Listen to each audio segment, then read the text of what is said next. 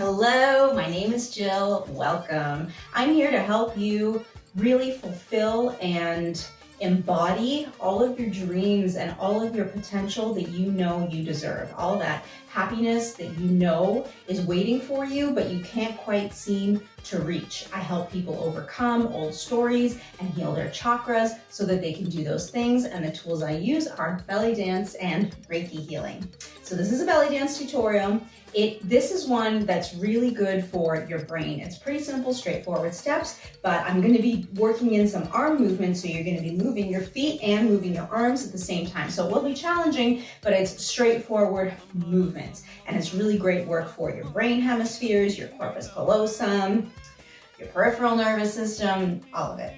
So what are we doing today? So I demonstrated the combo in a short, it's right there.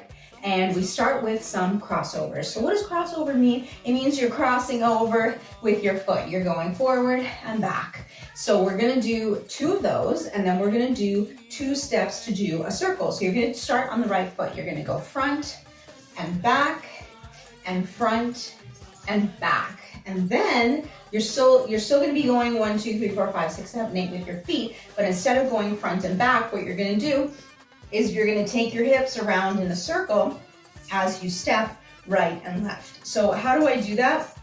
I'm engaging my core, I'm allowing my hips to move up and down as I lean. As I step on my right, I let my right hip go up. As I step on my left, I let my left hip go up. And when I'm in between them, in between my feet, I'm pulling my pelvis forward and back using my core. So what you do is you start with your weight 1, 2, 3, 4. So you start with your weight on your left. So to do the circle step, you're gonna engage your core and switch your weight from right to left. And then when you get to your right, you kind of let your hip go. You kind of lean into your hip and you let that hip go up. And then when you shift your weight back from right to left, you release that hold that you had with your pelvis and you go back to your right. So that's what makes a nice little circle. Front, left, back, right, front, left, back, right. In this instance, we're going front, right, back, left, 1 and 2. And then you pause. So you go 1, 2, 3, 4, 5, 6, 7, and then 8, you plant your left foot. So I said I was gonna be doing arms too. So what are we doing there? So you're gonna take your arms, and when you step forward with your right foot, you're gonna extend your arms to the right.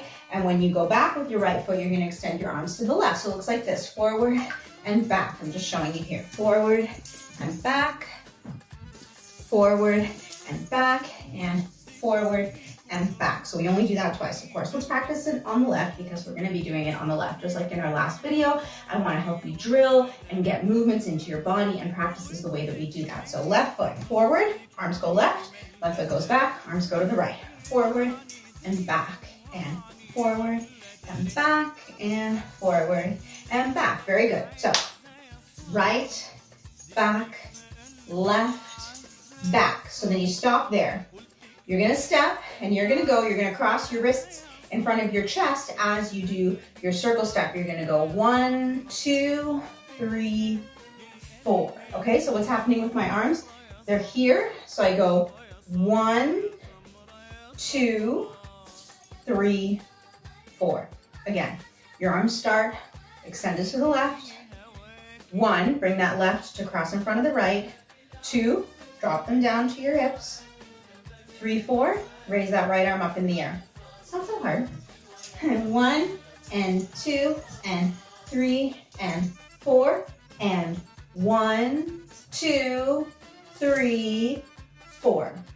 Good. The next thing you're gonna do is you're gonna do some hip sits with your left hip, because that's the position we're in. I stepped back, my weight is on my right, and my left is ready to go. So you're gonna engage your core, engage your quads, engage your glutes, and push that hip up, up, down, and down. So actually you can do a hip lift, which is really pushing your hip up, or you can do a hip drop, which is kind of engaging everything and lifting it and then letting it drop. So that's what we're gonna do. We're gonna do and 1, and 2, and 3, and 4. Nothing's happening with your arms with this step. And then to finish, because your left foot is kind of already ready to do a pivot turn, it's like very easy to take it from in front of my right foot to behind. I'm gonna take it in front and I'm gonna turn. And as I turn, I bring my left hand up to meet my right hand. My wrists are crossed. Yeah. My room is just a little bit small. So let's go over the whole thing, okay? Right foot, forward and back, and forward and back, and circle, circle, circle, land. 1 and 2 and 3 and 4 and turn. 5, bring that left arm up. 6, 7, 8. Good. So when we drill, we like to go nice and slow. When we're dancing, we like to pick up the pace a little bit. So let's drill it once more and then we'll dance it. 5, 6, 7, 8. Forward with the right, back with the right. Forward with the right, stop. 1 and 2 and 3, 4. Drop, drop, drop, drop, and pivot, turn. Good. Let's pick up the pace a little bit. Let's have a little bit more fun with it, okay? 1, 2, 3, 4, 5, 6, 7, 8. 1, 2, 3, 4, 5, 6, 7, 8. The thing that I really like about learning on YouTube or learning on online platforms is that you can modify the speed of the videos. So feel free to change it to half speed or 0.75 if you really need to slow it down and see the steps. Likewise, if you want to speed it up, you can do that too. Just put on different tempos of music and practice it, because that's part of like what the dancing is too. It's kind of like, there's often music playing in my head, in my imagination. But like if you're not, it's hard to dance when there is silence, because you need something to follow. You need a little bit of something for like the melody and just the feeling, because every song will sort of have different moments, especially in Arabic music, where it takes a breath in between beats. That's called wahda wenos, 1.5 in Arabic. And Middle Eastern music is kind of known for that. They like stretch and contract the beats within a phrase. So you might have like a 1, 2, 3, 4, 5, 6, 7, 8. 1, 2, 3, 4, 5, 6, 7, 8. Super fun. Okay, so let's practice on the other side. So after you finish and you come out of your turn, dee boop boop boop, bop. You have to change your weight. You got to step forward with your left now to do those crossovers on the left. So you're going forward with the left and back with the left. And you're framing with your arms forward with the left, pause on the back. So we're doing everything on the other side now, a mirror image. Now we're going to do our step roll. 1, 2, 3, 4. 5, 6, 7, 8. Sit, hip sits. 1, 2, 3, 4.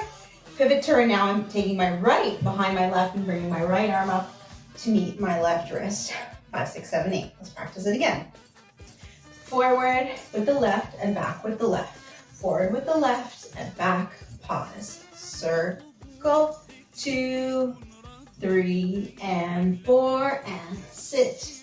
2, 3, 4, and 5, 6, 7, 8. Good. Let's do the whole thing, right and left.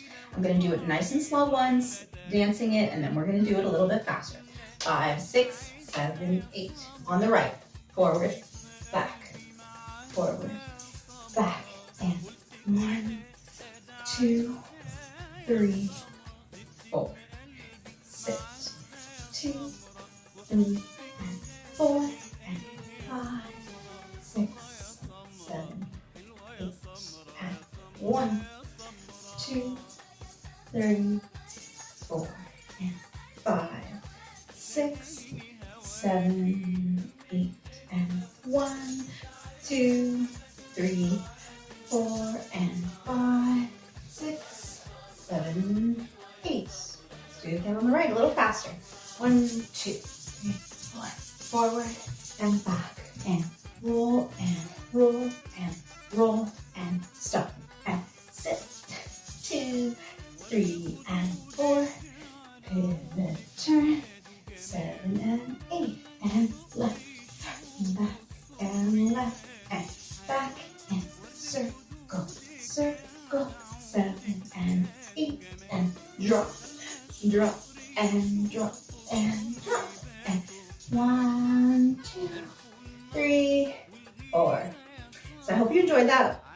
Obviously you could see me like dancing a little bit more with it and just singing within my voice and making that the thing. What do I want to say about that? Part of how this dance helped me kind of like give myself permission to live my happiest life, and it really helped me heal energetically a lot of old traumas that I was holding on to, is because the dance teaches us how to embody, meaning how to like represent with your body groundedness. Because if you're not grounded in your legs and your heels and present, you're not going to belly dance well. It's a very grounded dance. That's just a fact.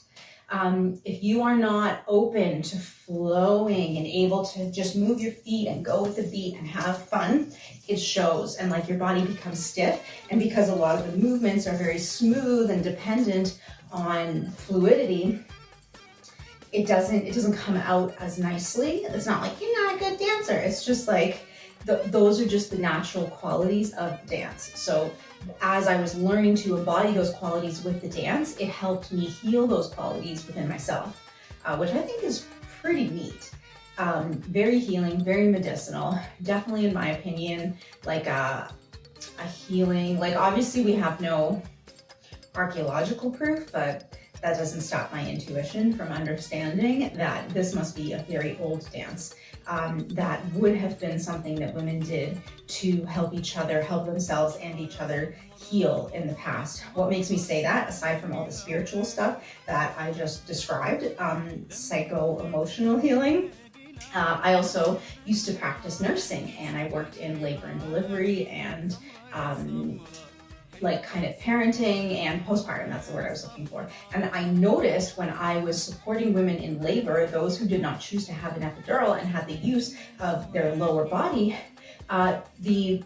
what we naturally do to ease our pain in labor is what belly dance movements look like these big hip rolls, yeah, or even shimmies, because right before a woman gives birth, you see her body shaking from the adrenaline. And the first time I saw that, I was like, oh my gosh, she's shimmying.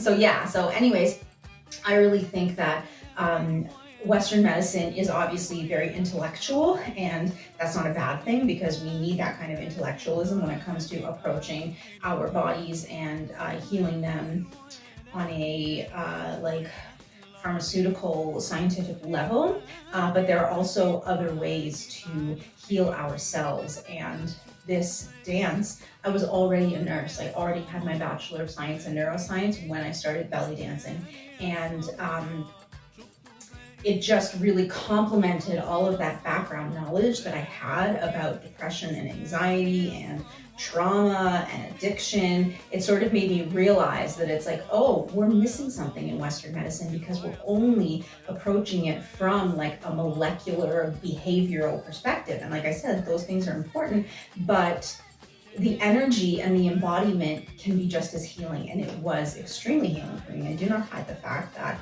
I have and still do experience depression and anxiety. It's a part of my story, it's a part of my trauma, and it's a part of my trauma response. And it's part of something that I deal with daily in my life. And I really found that this dance helped me get a hold of it in a way that nothing I had ever tried before did.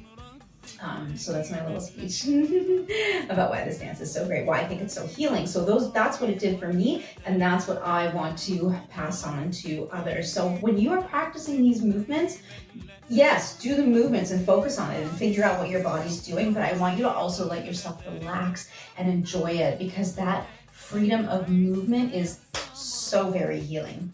In addition to Reiki, which I also provide, and I also do meditation, Reiki-inspired meditations to sort of pair the dance classes, and a lot of that information is linked below.